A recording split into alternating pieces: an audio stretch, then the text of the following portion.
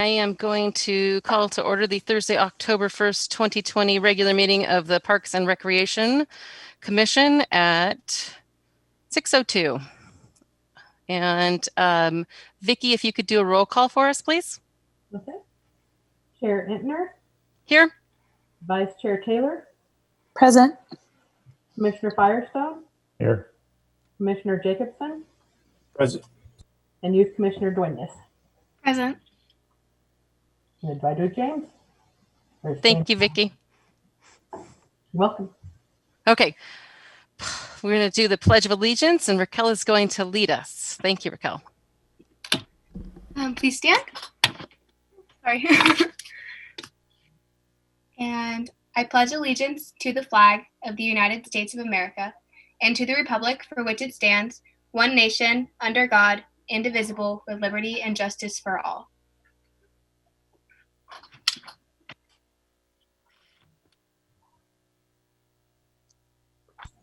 James, do you have any glasses you can wear to join the Thank club? you for that. I know it's true. I actually had mine on. I just took them off. All right. Next, item 3, public comment. We have one that we have received, which I will read out for everyone. It was received September 26th from John Johnson Jr. And it says, "Dear Sir, Madam, I am a resident of Ojai and a regular tennis player at the Libby Courts. I am writing to inform you about and to complain of activities that are occurring at the courts in the evening, particularly on weekends.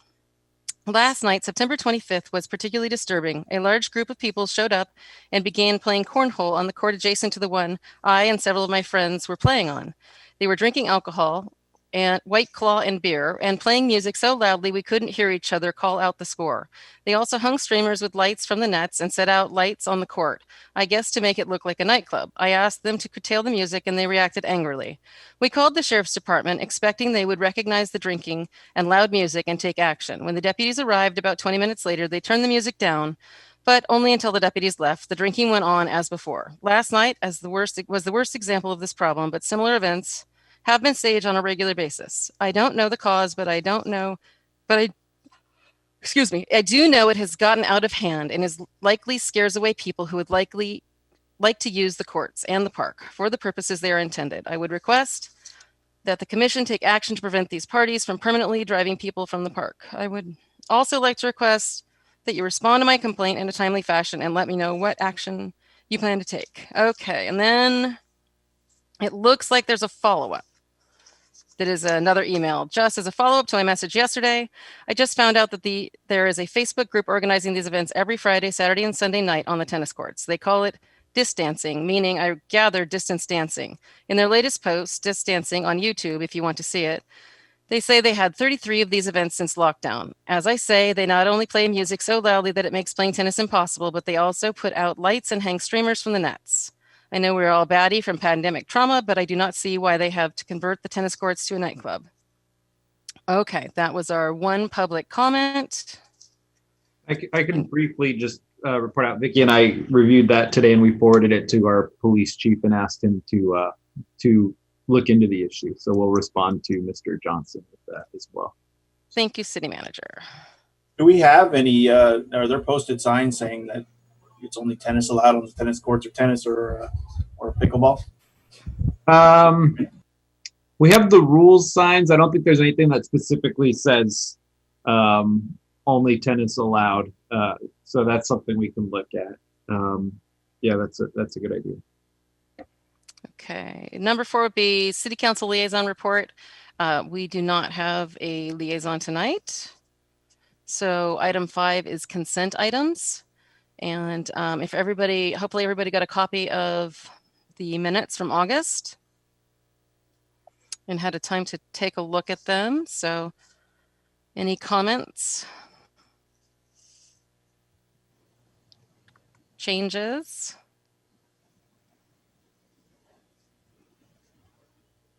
All right, if not, I'd entertain a motion to approve them.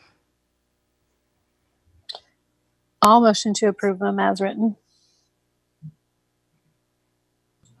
I'll second that. All right, thank you. All in favor? Aye. Aye. Aye. Aye. Thank you. The minutes pass. All right, that brings us to item 6, presentation, action, and discussion items. And the first 6A is an update on the general plan. James, do you want to do an introduction or do you? Yes. Okay. Yep. Yes, please. Thank you. Thanks for the opportunity to do this. I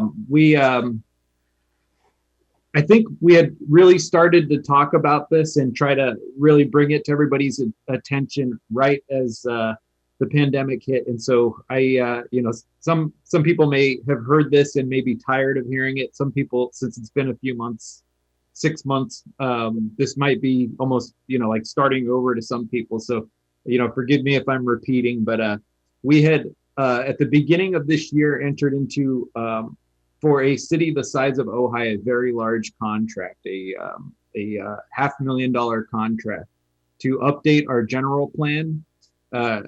Our general plan, most elements are over 30 years old, and most of the other elements are about 28 or 29 years old. So our general plan was in need of updating. And as to be frank, a lot of agencies in the county and the county itself also needed to update theirs, and the county just completed their update. But we had engaged a firm, Ramey and Associates, and we have a representative from that firm on this meeting that I will introduce shortly to help prepare the general plan update. There are legally required elements that we have to update, and those will be the first focus of this general plan update, and we'll go through that in this presentation as well. But we had planned to kick off, and we had our first round of meetings on March 13th, which we ended up canceling those meetings in the middle of the day to declare the pandemic emergency. So we had pretty bad timing, I would say. But we are finally, with the county completing their update 2 weeks ago, and then with being able to do some of these conversations like we're going to have tonight, we are ready to launch the general plan update. And so we're excited about that. And the item tonight is the first public general plan discussion we've had. So thanks to the commission for allowing us to do this.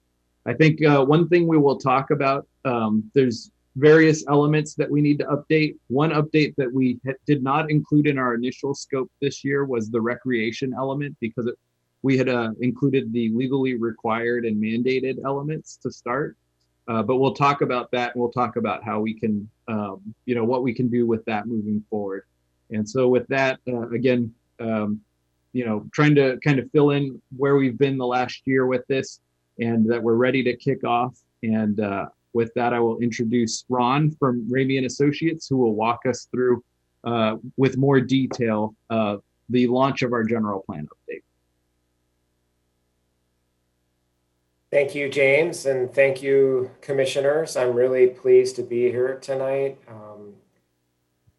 I got to say before I go into the presentation that you've got some great city leadership here. James has been a wonder to work with, very focused on getting started with a lot of momentum and making this a very meaningful, community-driven process. I also want to thank you, commissioners. I started my career in community development many years ago, but in the similar position as you are, which is just a community volunteer getting involved in city affairs because of your interests in helping things improve and your dedication to the city and community in which you live. So I just want to acknowledge the time and effort you're making and investing in your city as volunteers. James, I don't see an option to share my screen. Oh, there it is, sorry.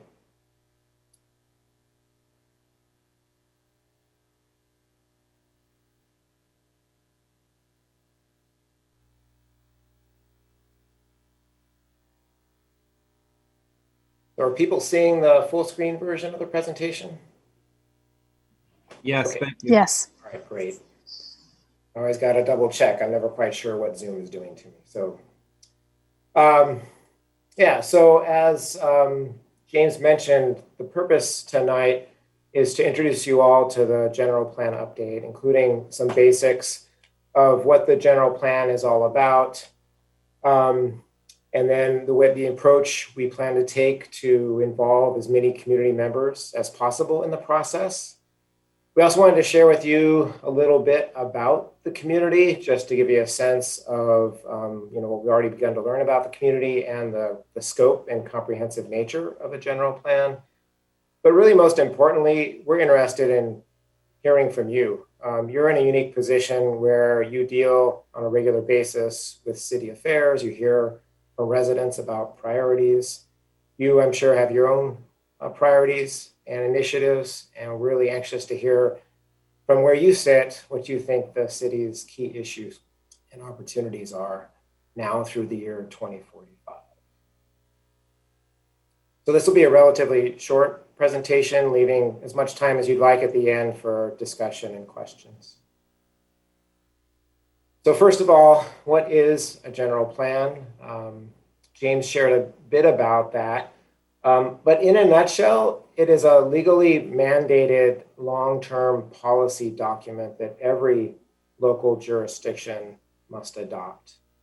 And it carries quite a bit of weight.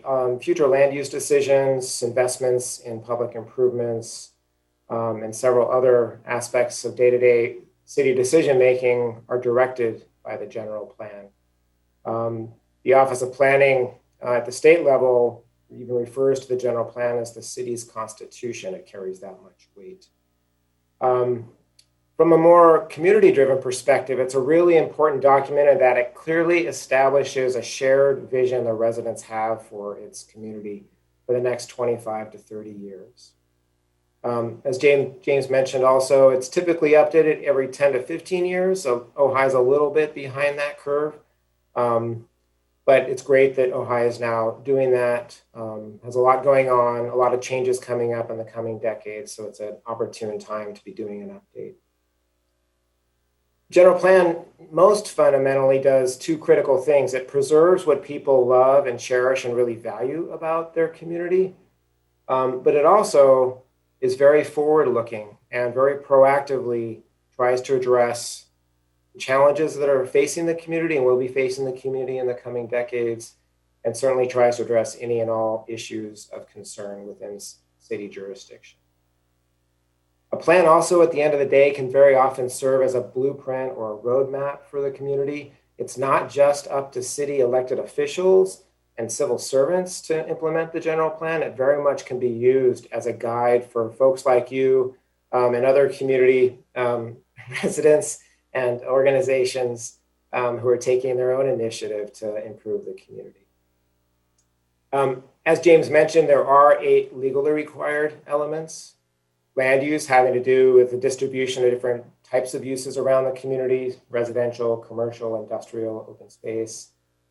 Circulation, which is primarily roadways, trails, pedestrian, but also includes other infrastructure.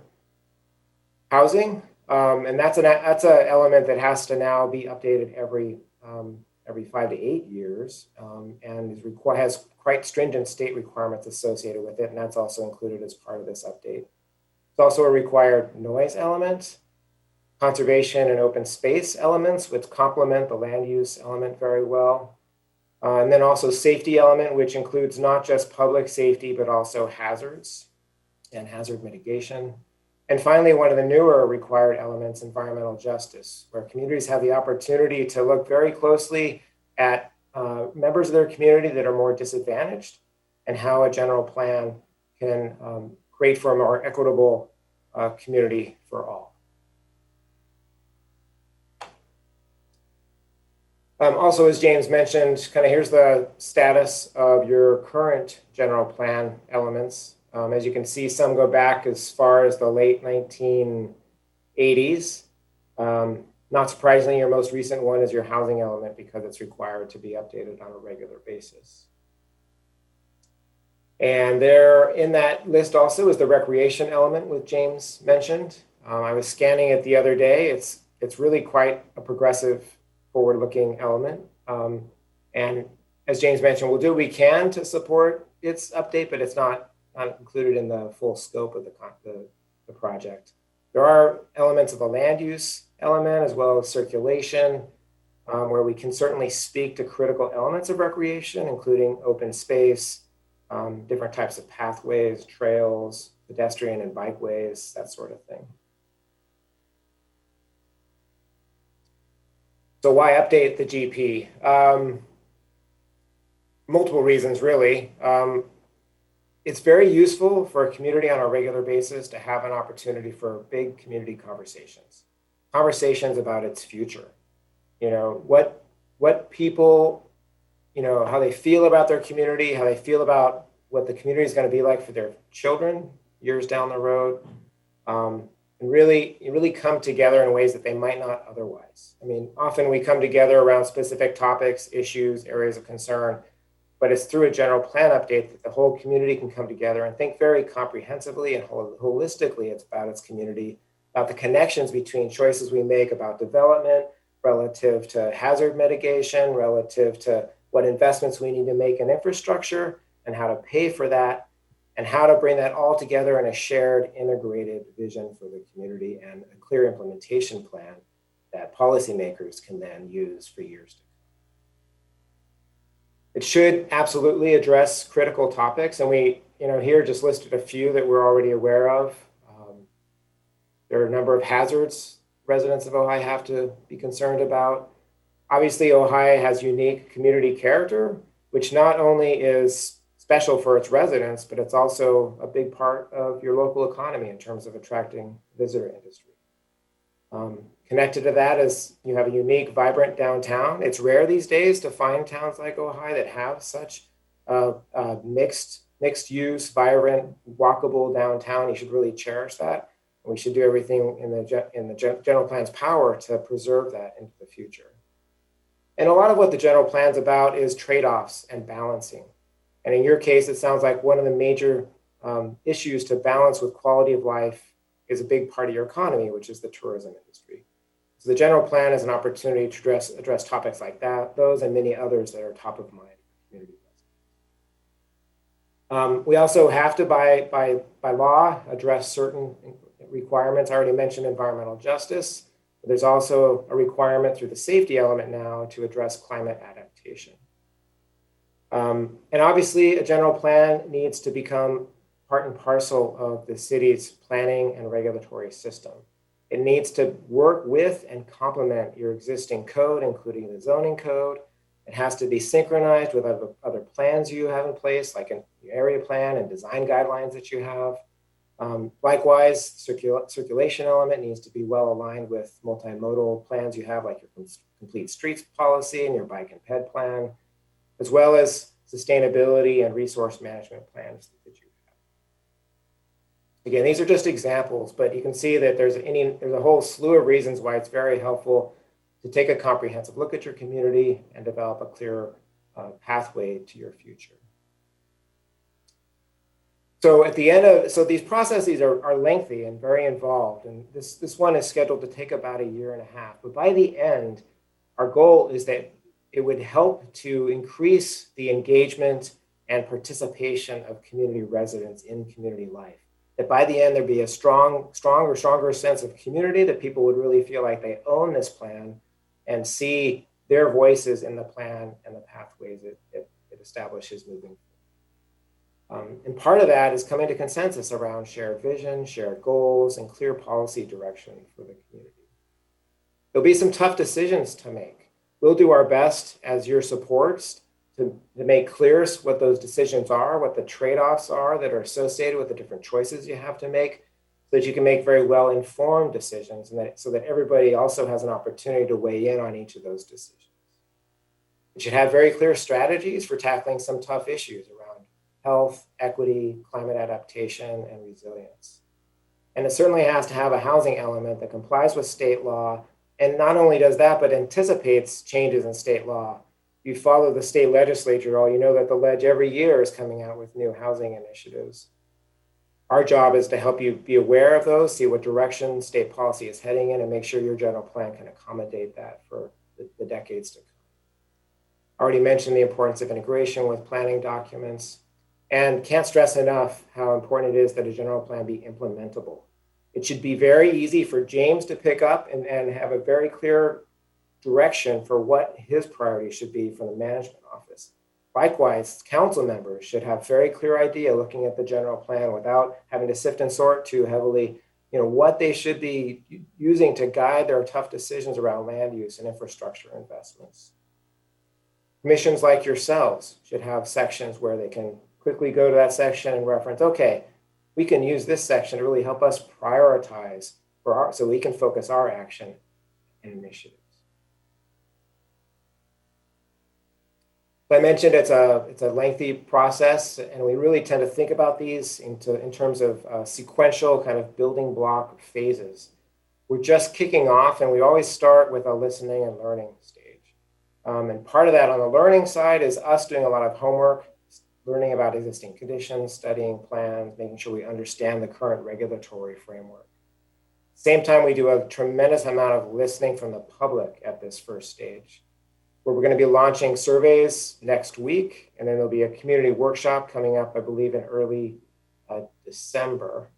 And those will be focused very much on you and other residents telling us what they value most about the community, what your vision for the future is, what current assets are around different parts of the city, and where issues lie geographically on a map.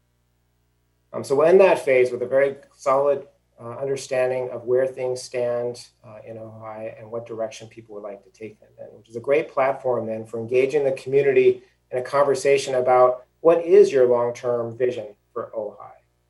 Because it's really critical at the front end, through tremendous community participation, that we come together around that shared vision, because that then is the foundation for all the steps in the general plan process that follow.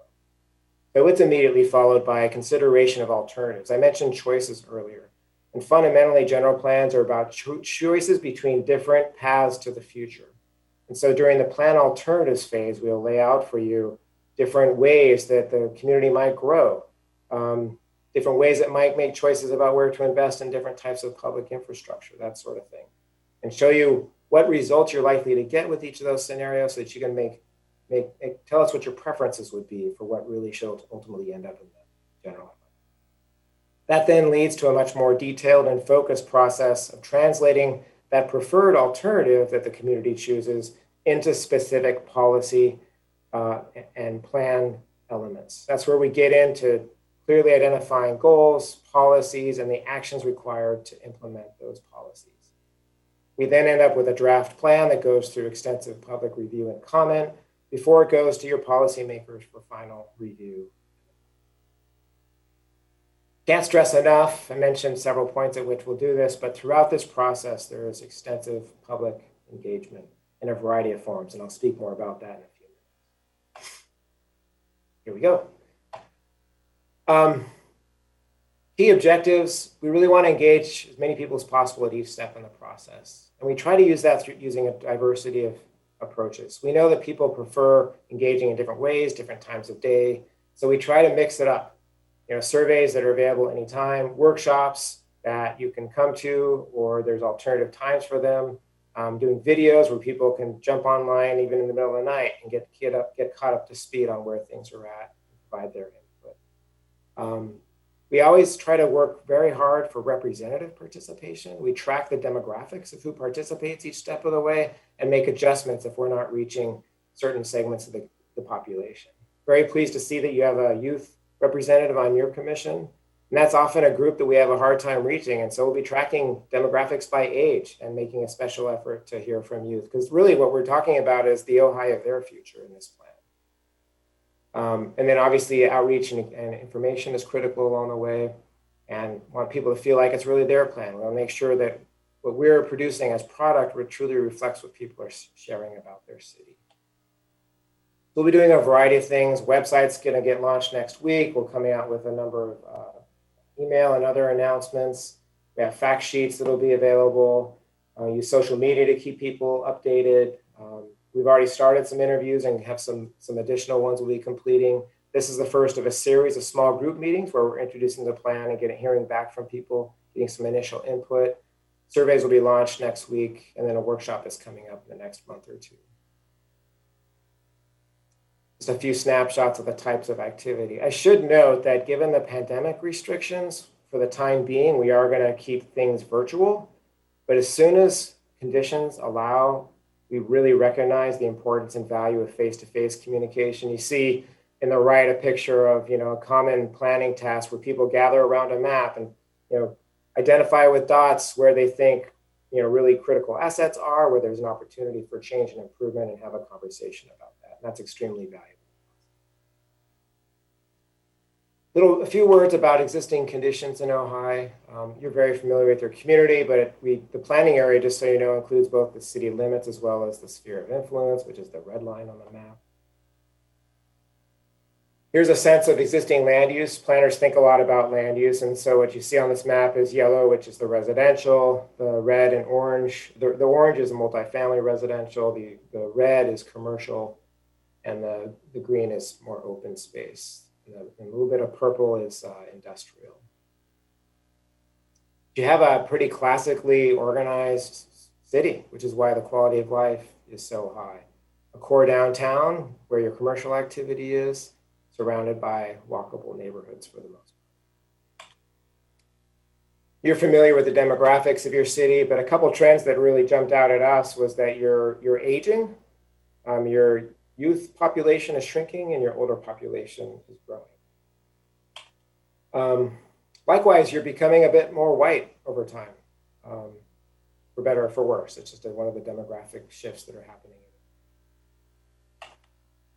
In terms of housing, you have a pretty typical balance of ownership and rental, and it hasn't shifted significantly over time, which is interesting. And that's probably a good thing, because you want to maintain a diversity of housing choices for people in your community. One interesting thing is there's been a really limited number of building permits in recent years, particularly building permits for multifamily. Here's another snapshot just focusing on single family versus multifamily options in the city and where they're located. And we put this one in for you. We always like to know exactly what facilities and services the city has. So here's a snapshot of your parks and recreational facilities and their estimated acreage. And here's where they lie on the landscape. Another thing you'll see later in the process is we'll actually assess the walkability and accessibility of each of these parks from different parts of town, and to kind of think about level of service in terms of which parts of the town are served by parks, which may need park enhancements. And your economy has shifted significantly in recent years from 2007 to 2017. Growth in the leisure sector relative to other sectors, and a relative decline in the agricultural sector. So along with your demographic shifts, you're experiencing economic shifts as well. And I'm sure you're all aware, you live in a relatively high fire hazard zone. And that's a really critical component to consider in planning, because fundamentally, land use choices have to consider keeping people out of harm's way. So that's all I have to share. Hopefully it piqued your interest, generated some questions for you, which I'd be happy to answer. But also, time permitting, we'd love to begin conversation about, two things really: ideas you have for how best to involve people in the process, but also just curious about your ideas for what you see as the greatest strengths, weaknesses, opportunities, and threats that Ojai currently experiences. I have a quick question. How are you surveying for information? Are you using SurveyMonkey, or are you Facebook surveys? Or well, right off the bat, we are doing a SurveyMonkey survey, and it'll focus on assets, issues, and vision for the future. We're also actually doing a mapping survey using an ArcGIS mapping tool, where people have an opportunity to put a pin on the map showing either an asset or an issue, and then they can identify which type of asset or issue it is and provide some comments explaining why they think it's an important point or place in the city to Can I ask a quick question? I out of just because James sent it to us and I thought it would be a useful thing to do. I reviewed the old recreation element, and I actually think there's a lot of interesting things in there that are still relevant that they worked on. But one of the things they talked about there was the master environmental assessment. Is that what you're working on with those pieces that you just showed us? Is inventorying, or is that something that they don't do anymore? I'm sorry, I don't remember that part of the recreational plan, but as part of our work, we will be doing a baseline environmental review. And that will include the open space and the parks and things, recreation adjacent. Yes, absolutely. Actually, the land use part of the plan will specifically, clearly identify where parks and open space are relative to residential, commercial, and other uses in the city. And as you do the surveys, you're probably going to get information that is specifically rec element associated. So you'll be able to compile and have that available. Even if this element isn't moving forward, there's going to be a lot of collection of data that's going to be relevant to this portion, this element. Yes, and we can do our best to try to organize it in such a way that it's very usable for this commission and in a way that might support its initiatives, or maybe you want to lead an update to the recreational element. Thank you. Yeah. May I add one thing to that? That was one thing we were going to talk about it. So these legally mandated elements, the 8 legally mandated elements, we're planning to do over the next 18 months or so. And but I reviewed the recreation element too, and I actually thought it was actually pretty decent, even at 33 years old at this point. But and so one of the thoughts I had, and obviously we'll have to go back to council and as we get through this, is I am leaning towards going back to council and getting direction from the council, if the commission agrees to do so, to have a fairly basic commission-led review of that recreation element at some point during the process. And so that's something we can start looking at and talking about in as we go through this. But that probably will be not done by Ramey and Associates through the major update. But I think it's something, when I was reading it, something that we could handle as a commission and staff. So. I agree. And I think the bigger thing, that's those questions I'm asking are just so that when this is all done, there's a well-organized package that isn't a plan, but it has all the pieces that we're going to need to do the work. Yeah, and useful feedback and information. I agree. Thank you. And I should note that it's not uncommon when a community is undertaking a general plan update that there are concurrent planning efforts that we synchronize with. There could be an ongoing specific plan process or downtown revitalization plan. So in the same way, it'd be great if you did that, and we would make every effort to synchronize and make sure it comes together as an integrated, comprehensive. That's helpful. Any other commissioners who would like to comment or ask a question at this point?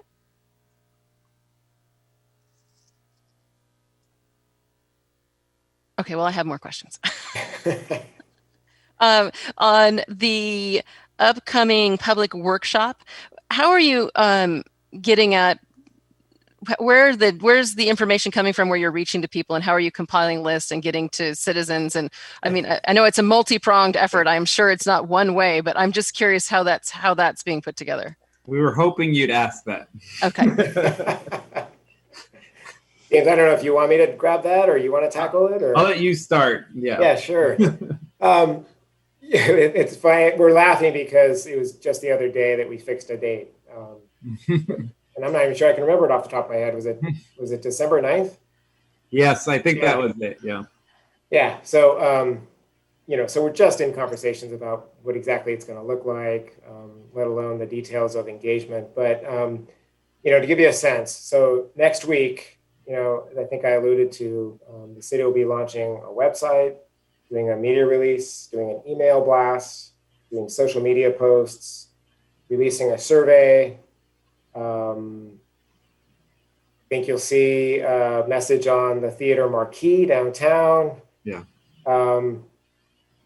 And there's probably other things I'm missing. Bulletin it kind of gives you a sense of the diversity of ways in which we try to get the word out. But to your question, which is really how we're going to involve people, there's a variety of ways we could do that, and there's many options on the table, and we always try to tailor it to the unique kind of, each community has conversations in different ways, so we try to tailor the mode of engagement to the ways people are used to having conversations. And so in Ojai, that may mean a single big workshop if people are used to coming to like a town hall type environment. Or in some communities, they prefer smaller conversations where we might have a series of workshops. Similar process and conversation, but people may feel more comfortable doing that. We can also do it in such a way that it's recorded, where people can watch the recording and still provide their input through the internet in response to prompts and questions. And it's these days with virtual tools, it's easy for people to map online, to add comments, complete surveys. You can even have people share comments by video or text or any number of other means. Well, I two things. The first is I can't remember exactly when it was. I think it was 10, possibly longer years ago. There was a wonderful valley-wide visioning process that I believe was spearheaded by the Steve Bennett's office, county supervisor, who is just about to leave. But it was a very large event at the Nordhoff Gym, and it was full with people, and it was really well done. I know that you muted. Sorry about that.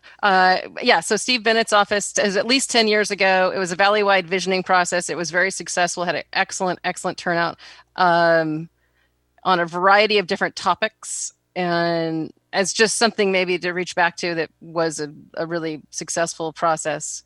And then I'm hoping Raquel can chime in about the district now has a new software called Parent Square, which should reach to almost every family in the Valley. But Raquel could speak to this more articulately than I can. Interesting thing. It does reach to everybody. You can submit surveys and questionnaires, all of that jazz. Anything that has to be signed on Parent Square, and it can be electronically signed. We have it specifically there's one called Student Square as well. So if you want to reach to like a younger demographic, that can also be used, and it works the exact same way. Yeah, it honestly is very useful. My parents both enjoy it a lot because they just get told everything is very direct. There's nothing with mail. There's no lost in an email box, because trust me, those are full. And,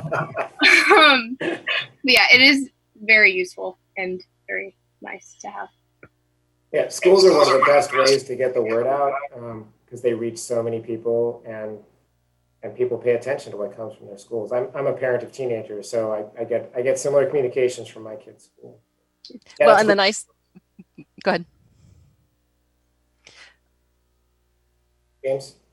Oh, if I sorry about that. There's a couple of points I was gonna make quickly. One is if you're wondering why you haven't heard anything yet, it's why you haven't seen advertisements, why you haven't gotten the email blasts yet. It's somewhat intentional. We're planning to launch next week. So our goal next week is that you will be bombarded, and you won't be able to go down the street without seeing the marquee or a bulletin board, or we're going to try a lot of everything we can think of: our radio station, our TV station, website, constant contact. And I really appreciate, I think that idea of Parent Square and Student Square is a really good idea to get a group that we probably don't normally get. So we'll definitely take a look at that. So the point I wanted to make is this is like our first meeting where we're having this public conversation, but the real launch and push will start next week. So I don't want people to think that this is something going on that quietly or behind the scenes. This is something we're really going to push. And then second, the reason we kind of laughed when the question was asked was because we had a plan, and in March I literally told Ramey and Associates that we would never have a virtual meeting. Like, it's off the table. Don't try to convince us otherwise. We're going to have town halls. We're going to have, in-person small meetings and workshops. And so we've really obviously gone 180 in 6 months. And so we have a pretty good plan, and but that's one of the things we wanted to talk about today was get ideas, because we admit, this is unprecedented, particularly for Ojai. And we are not, saying that we've thought of all the best solutions under these circumstances. So all these ideas, we'll definitely take them. And if you have more, we'll take them, whatever time you want to devote to this. But we appreciate it. We're going to push hard to do a lot of virtual, to do the Survey Monkey. That's going to be another thing that launches next week. But we are kind of in a unique circumstance here in timeline-wise. So I will just say I do think it's important, if we can, to do the Zoom with breakout rooms and things like that for people with collaborative planning, because I think we all think we're in our lane, we know what we know, but the group collaboration really creates a better creativity and a better understanding. And I think there's a lot that they don't think of till they get in a group. So I'm hoping, I know that technology is not easy that way, but large meetings with breakouts with facilitators, I think would be excellent, because I would miss that as part of this planning process if all I'm doing is filling out a survey, because it's a very What's neat is you can even pretend you're around a table with someone writing on a flip chart paper. You can jointly whiteboard collaboratively in a small group. And I really like the geographic version of surveying. I think that'll be great. I think you'll get some really interesting feedback, letting people drop a pen and tell you about it. Yeah, we've had good success with it. One other quick thing I should mention and follow up to James' comment is I think he said that this may be your last meeting before the end of the year. And so even though it was a little bit before launch, we wanted to make sure we didn't miss the Parks and Rec commissions. Thank you. Commissioners, any other questions or comments on general plan? Okay, well, I think it's very exciting. I am very hopeful that all of the data that gets produced, I think much of it will be relevant to the recreation element. And I think that I look forward to working on that on our end and seeing what comes out of it. Thank you. I let the cat out of the bag. There's actually a website. It's up. It's not, well, it is up, but it's not live yet. We're not quite done, but give us a few days. Yeah. Well, you hit us on a month where our meeting was the first day of the month. We didn't give you I thought we had an extra week. Well, I did, though, want to let you know that in addition to James, Lucas in the Community Development Department is a point of contact for the project. Mm-hmm. And we do really want to hear people's ideas. If you ever have any questions or comments, don't hesitate to reach out. Great.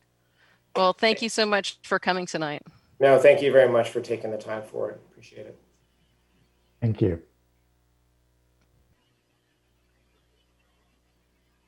Hey, anything from James, City Manager Vega? Anything else as follow-up, or you're good? No, thank you. I think you will. Our goal is that in the next 18 months, you'll be sick of hearing about this. So this is the start of it. Okay, so that means for us on to item 6B, which is update on COVID-19 activities and recreation update. Thank you. I'll start with a couple of just kind of general city updates, and then Vicky will give us some detail on the latest recreation happenings. Just a couple of quick things. We have, again, over the last couple of days, opened the cooling stations at the Boyd Center, and I think today we had 7 attendees was what I had heard at 4:00. So we're, it's a decent sized group, but so that's, we're not using the interior of the Boyd Center for much right now, but we are using it for those cooling stations on these 100+ degree days. So we have done that over the last few days, and we'll continue to do that when temperatures reach over 100 degrees. Also, the big news this week that was unexpected in the county and definitely within the city was that the state and then the county authorized the cities to reopen playgrounds. And so every city yesterday morning we met with all the other cities. Every city in the unincorporated area were planning to open their playgrounds yesterday.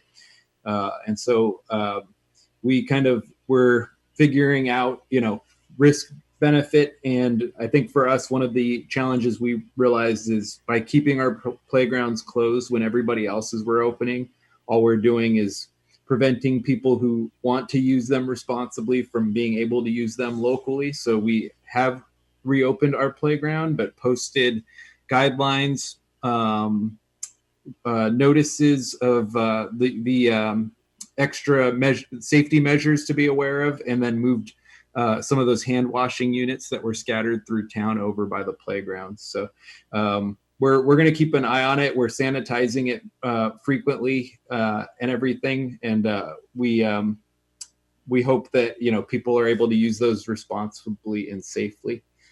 And so those are two of the big updates. I think third, the news that kind of broke today, just regarding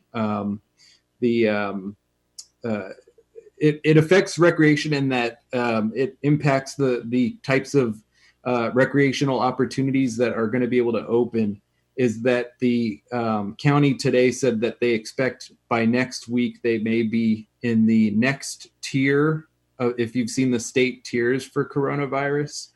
And so by next week, we could be in the, towards the end of next week, we could be in the next tier up, which would allow certain things like art museums, galleries, movie theaters, which unfortunately ours is not open, but things like that to start reopening indoor operations at reduced capacities.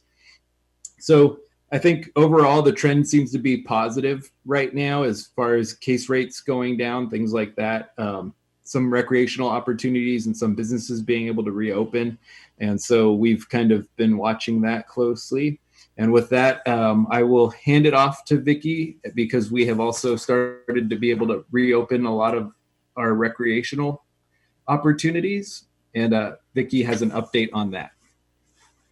We have quite a few actually programs going, and they're all outdoors. It's really nice. And we have an adult strength class that meets 2 days a week, and he averages about 14 people per class. Mm-hmm. And then we have run an Aikido class, and it only averages about 4, but that's normally indoor or outdoor. And then Starlight Dance is running some programs outside, and they have about 20 kids enrolled in their class. And they have 3 different ages broken up, which is pretty cool. And we're running a junior naturalist club, and there's 9 in that class, and it's a really cute class. They're out in the park learning about the park. And we're going to start our little mini kicks skills and drills class starting next week. And he's got 18 in his class enrolled, which is really nice. And then we have Tai Chi outside, which has 3 different classes, and he has 6 in one class, 1 in a class, and 2 in another class. And that's his averages are that way. And then tennis had a wait list of about 15 people, so we had him open up 1 more class, but he's doing a ratio of 8 at the same time, and he does really good with the social distancing. And so he has 6 classes, and they all average 8 in his classes. And then this last month in September, we actually started outdoor gymnastics, and we have 2 classes, and there's 3 groups of 4-H, so there's 12 in each of those classes. So we're running 24 with that, and then starting this next week, we're going to actually try to open up more. We have 45 more participants interested in running in that class.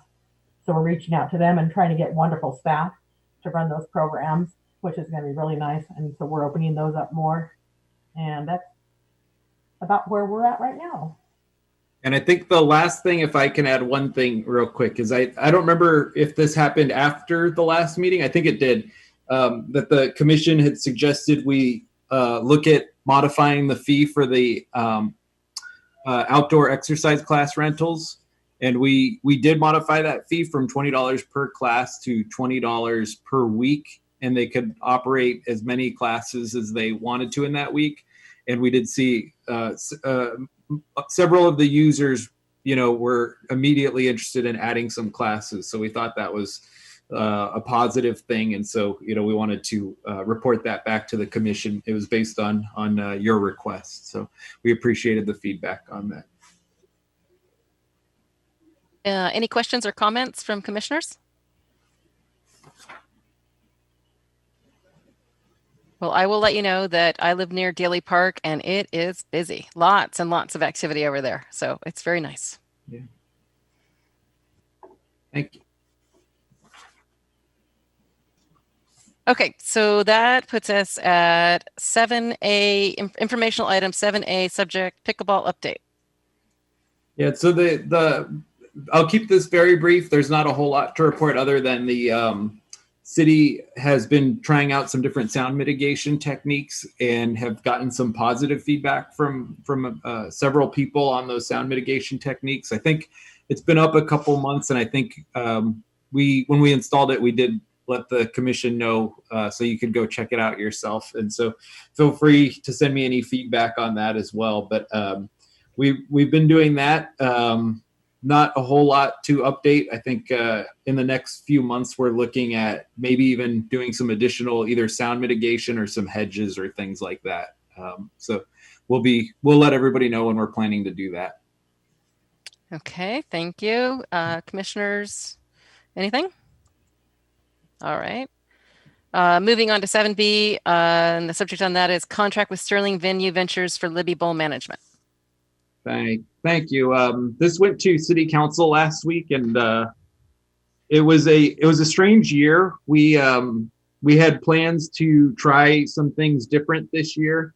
As far as we had, let me back up and say about a year ago we modified the contract with Sterling so that the city would get a flat fee per concert, and we were very excited about it when it happened and thought we were going to have a great concert season this year. And Sterling immediately booked the maximum number of concerts, and they had concerts that people were excited about, and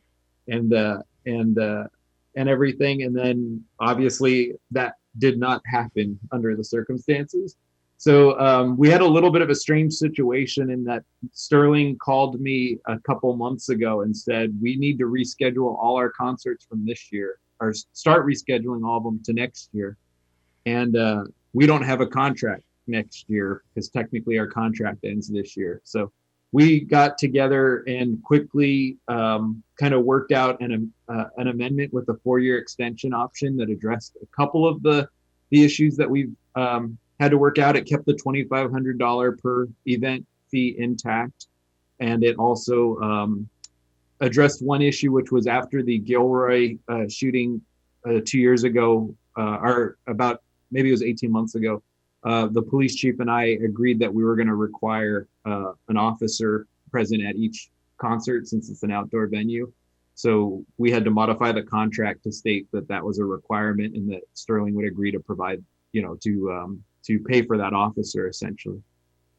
So we worked out those issues, brought it to council on Tuesday to try to act quickly so that they could reschedule their concerts. And the city council approved it unanimously. So we have a 4-year extension with those terms in place.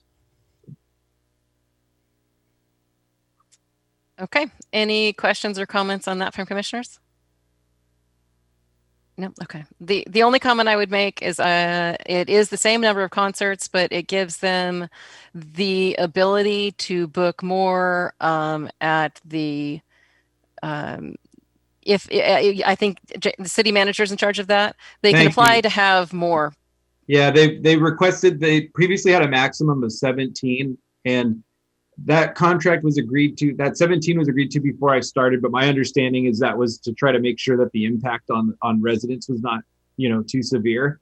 So they requested to increase. So city council authorized them upon my review and approval to add up to 7 events. So.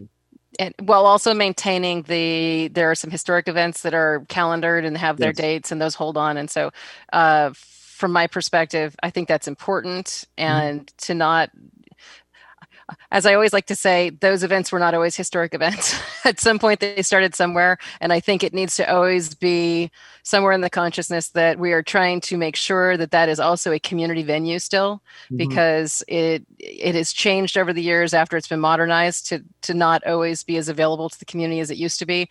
And so from my perspective, it's just always important to keep in the mindset that yes, we do have a contract with Sterling, but that long term, we're always trying to look for those magical events that became the historic events and make sure there's enough room for the community to get in there and use it and have it accessible. And I just this is just from my perspective over time, Sterling's planning time frame and horizon is going to be absolutely different than any community group. And I'm not saying that there are any particular community groups that have been pushed out, and right now is not the time to worry too much about these things. But I do think it's important to remember and to be present with what our intentions are with things, even though we're shut down and everything is not what it used to be. So that I only bring that up and want to put it out there because I think it's important to keep that in our mind when we look at that venue, that it is not just for commercial events. Yeah. So that's just my 2 cents, having sat on the Libby Bowl committees and been with this for quite a while. Yeah, I appreciate the feedback for sure, and we'll keep that in mind. Okay, thank you. Mm-hmm. And then back to you, James, again. Information item 7C is update on commission composition.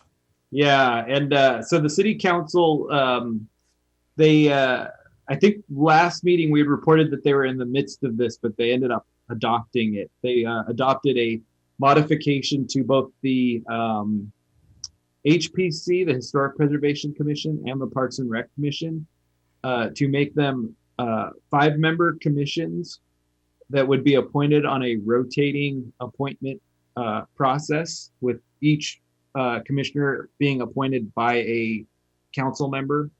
So the rotation right now is the first vacancy that that arises is appointed by I think it's District 4, which is Councilmember Francina, and then the next and then it would rotate on from there. You know, that may change as we near the election period on exactly who's representing what district, and we know obviously the mayor is not running, so that would be one change. So so they approved that change to the commission, and so for the Parks and Rec Commission, it's 5 members, and then a non-voting youth member is what ended up getting adopted. So that is now, I think September 25th it went into effect. It was approved on August 25th, so it takes 30 days. So that is now in effect. And so I think we have one appointment we need to make, and I think the clerk is working with the council to figure out, or to process that appointment. So. Okay, thank you, James. Any comments or questions? Okay. Commissioner reports and comments, which is 8A, and the subject is going to be the ad hoc committee for community pool update. So I will hand that over to Eric, I think. Let's see, where do I start? It was originally 2 people, myself and another commissioner, and that commissioner has since resigned. Though there's been particular interest from our manager, Renee, and a lot of help in that regard. But it's been recently brought to our attention that Ojai Unified School District, Measure K, has on that as a subsection replacing the 60-year-old Nordhoff pool with an aquatic center, which is the same goal that we have for this ad hoc committee. So if that passes and they get the funding for that, that would basically turn this ad hoc committee into a moot thing altogether. So as far as that update goes, I haven't really made much leeway lately, especially considering the circumstances. But kind of had a stencil. So if Measure K passes, then I would suggest we dissolve the ad hoc committee, because it would be a moot thing in the first place. So that's where I stand on it. That's the only updates that I have. Otherwise, we can move forward with it as before. Okay, thanks, Eric. It looks like Ryan has a comment. Yeah, I trying to remember the wording of that, because I remember seeing that. It sounds like that list, including the community pool, was like examples. It wasn't like these are the things that are going to be, we're committing to if this funding comes through. So I think it should still be on our radar.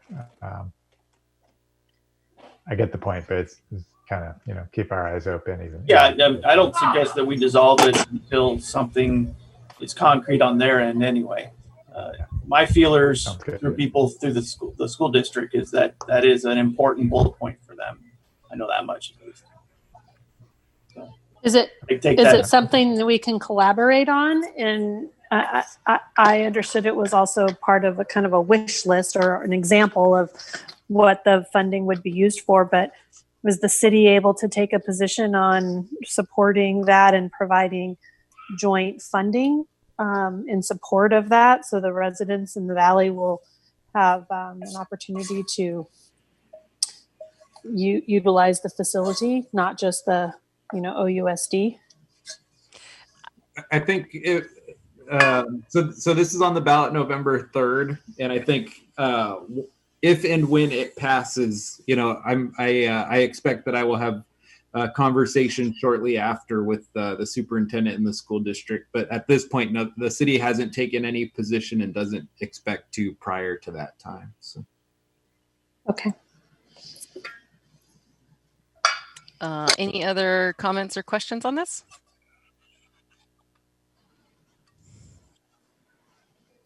Okay.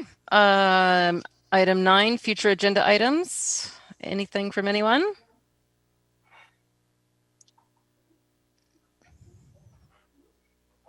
Well, I would like to put on there as an ongoing update for us, general plan at this point, and then possibly put it on there as a discussion item to see if we can put together a committee to start work on that. I am definitely interested. James, you'll tell us when there's time and if it's a possibility, but if this is a volunteer effort and we can get a group together, both from the commission and outside who are interested in focusing on the recreation element, I think would be good to start talking about that. Great, we'll do that. Yeah, thank you. Okay. Any other items that people would like to see? Question which the public comment from the beginning of the meeting kind of brings up, and the question about what the policy with the tennis courts is. I mean, this has come up a few times now with soccer, pickleball, distance dancing.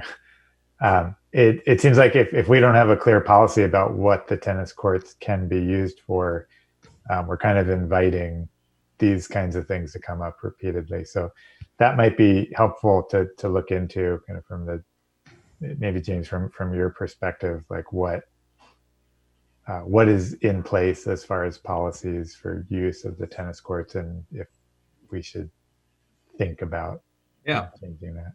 Yeah, that's a good idea. I think what we can do is we can report back on what what rules we have posted there and see if it's something we should modify. I think the only thing on the list I would say is the pickleball. My understanding, I think that was right before my time, but I think they actually had permission from the rec manager at that time. But I like the idea overall of, if we're seeing these issues where people are just showing up and using them for unintended uses, of us deciding if we're okay with that or if it's something, we need to look into. So. Yeah, right. Okay. And as things stand now, is that, within the bounds of the city policies? Yeah. Okay, so tennis court use policy. Yeah, so we'll bring that back. Okay, Yeah. good. Cool. Anything else? It should probably be, I mean, in theory, it should be, do we not have any general use, intended use policies? I mean, this is how we got into the whole issue of pickleball not being allowed to use the courts, and if it wasn't prohibited, then why was it such an issue? There's certainly got to be something, maybe when Renee's up. I just feel like there's got to be some type of generic general policy about designed use, because it can't just be that. It's got to be, think about the softball fields, or if they're over there playing kickball. I mean, where do you draw the line on how you don't want to have a policy for every aspect of the park? So I'm sure there's something that we already have that just doesn't make any sense. And if we're going to develop a policy, it should be inclusive to all of the facilities, because you're going to eventually run into the same issue where they're playing soccer on the softball fields, and that's upsetting to someone, and you have nothing to fall back on as a guideline to what the intended use was. I mean, I get that it's called the softball field, but it obviously isn't working being called a tennis court. Mm-hmm. So, I mean, I think if we're going to agendize it and discuss it, it should be discussed as general facilities use and guideline understanding or recommendations, whatever direction we're going to go. Okay. recreation facility use policy or something along those lines. Yeah, I mean, I think that's fine, and we could agendize it that way, and then have a discussion about that. Because I, for instance, I mean, skate parks have to have specialized skate park rules. Specialized facilities need more specialized rules than others. So I think the general conversation is excellent, but I think when it comes down to it, once we may have that, maybe that's a good discussion. But I think for some of these specialized facilities, they also may need their own set of specific guidance. But I think it could be all one discussion. Okay. Well, yeah, we'll agendize it and we'll bring some samples of, some of the specialized facilities and some of the more general ones, and we'll bring all that back. Sounds good. Okay. I think that we are done. Can we also, can we get an update on the multi-use court, like that whole project and what's going on with that? We haven't talked about that in a while. CIP in general. Yeah, we'll bring that. We are taking a CIP item to council at the next council meeting where we will be prioritizing, or my goal is that we will prioritize. I guess we'll see how that goes. But my goal is we'll prioritize. So after that meeting, we should be able to come back and say what the timelines are for the various projects. That's a great idea. Okay, last call. Anything else? Okay, then I will officially adjourn our meeting at 7:08 p.m. Thank you, everybody. Ron, thanks so much for coming. That was great. Thank you. Thank you. Appreciate it. Yeah.